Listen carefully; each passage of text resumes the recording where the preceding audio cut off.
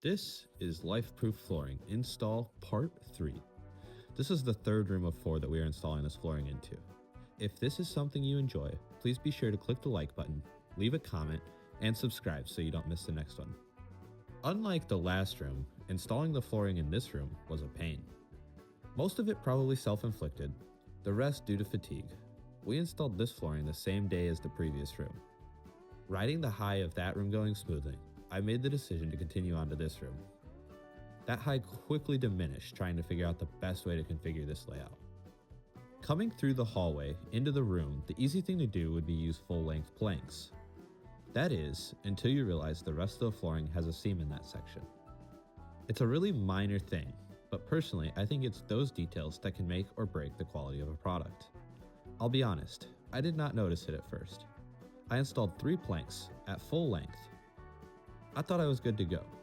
That was until I started running the rest of the room. I realized we needed to put a seam in there. So that's when we went back and put the seam in there so that the whole floor would match.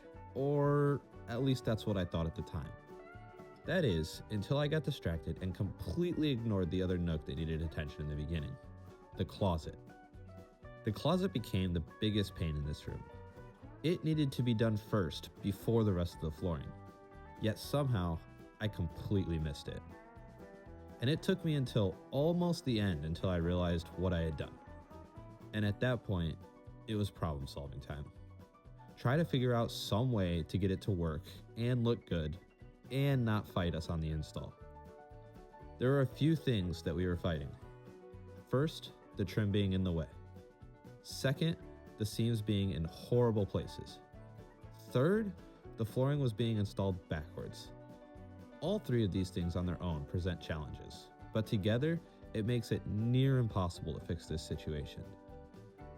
I'm not going to lie, we fought this for about 3 hours, the most of it just out of camera view. We tried just about everything we could think of, until finally, deciding that we were going to take the punch and mess up the pattern on the floor. It's in the closet, with the doors on them, so chances are you won't even notice, even if you are looking. Once we decided to take this approach, we could continue making progress. We are capable of installing flooring backwards, now that the seams don't have to be perfect. We can also remove the trim, taking out the final obstacle.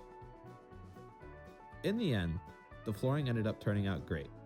I still wish I could go back and not screw that up in the beginning, and the product would be impeccable rather than good. However, we live and learn, and the final product was more than acceptable, and the only person wishing things could have been better was myself. Sometimes the pursuit of perfection can shackle you into not performing at all. At the end of the day, it's better to do and fail than to not do at all. Sometimes that can be frustrating to swallow, knowing you're not going to get it right, but if you never start, you for sure won't get it right.